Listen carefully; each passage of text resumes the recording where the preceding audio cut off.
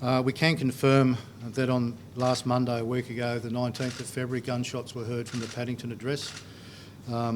Later that evening, we will allege that the accused hired a white Hi-Ace van from Sydney Airport. On Tuesday, the 20th of February, we will allege that partial admissions were made by the accused to an acquaintance of having been involved in the death of two individuals.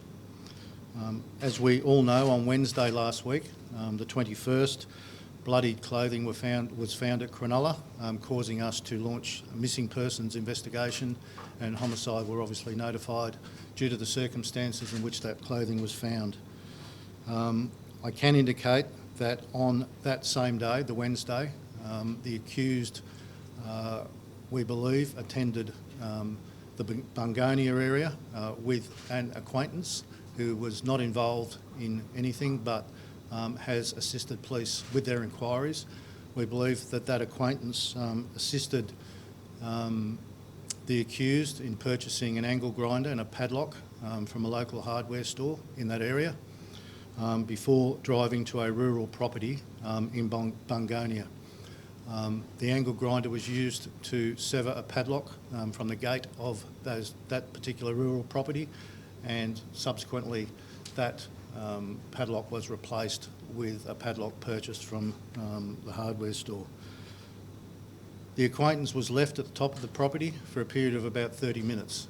The accused disappeared for that period in the Hi-Ace van, returning to pick up the acquaintance, and then they returned to Sydney later that afternoon.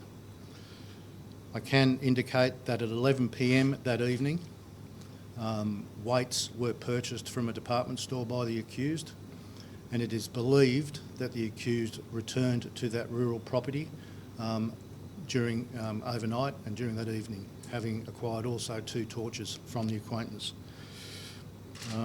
We can indicate that at 4:30 a.m. on Thursday morning, we can place the accused leaving the Bungonia area again. It would appear that the accused has remained in the city area, still in control of the white Hi-Ace van, before attending a further acquaintance premises at Newcastle, in the Newcastle area, and without fully disclosing any criminality, asked access to hose to clean that van. We can indicate that the accused remained in the Newcastle area till about 5 a.m, returning to the city at about 6:15 a.m. on Friday morning. And as I think you're aware, later that morning at 10:39, he surrendered himself to Bondi Police Station, where he was arrested and subsequently charged and placed before the court. We believe we have identified the property in Bungonia. Obviously a search was underway yesterday, and that continues today. However, and we are aware of significant media interest in that property, we also believe that it's possible the accused in that gap in the timeline has returned to that property and retrieved the bodies and disposed of them somewhere else. We are still working through that theory, and we are obviously commencing and have undertaken significant inquiries in relation to that. I can indicate that the accused has not disclosed of where Jesse and Luke are, where he has disposed of them, but it is our number one priority at this moment to try and locate Jesse and Luke, to give the family some solace and be able to come to terms with what's occurred. Those inquiries are obviously taking priority for us at this stage, and they will continue until the bodies of Luke and Jesse are recovered. The accused has refused at this stage to tell us or assist us with our inquiries in relation to that.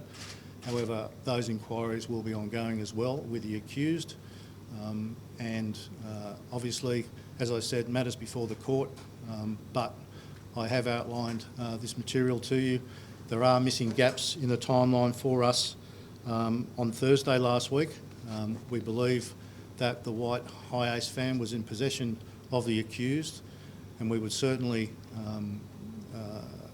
like further information from any member of the public or any acquaintance of the accused who he has sought help from post what we say it was the time that he murdered both Jesse and Luke.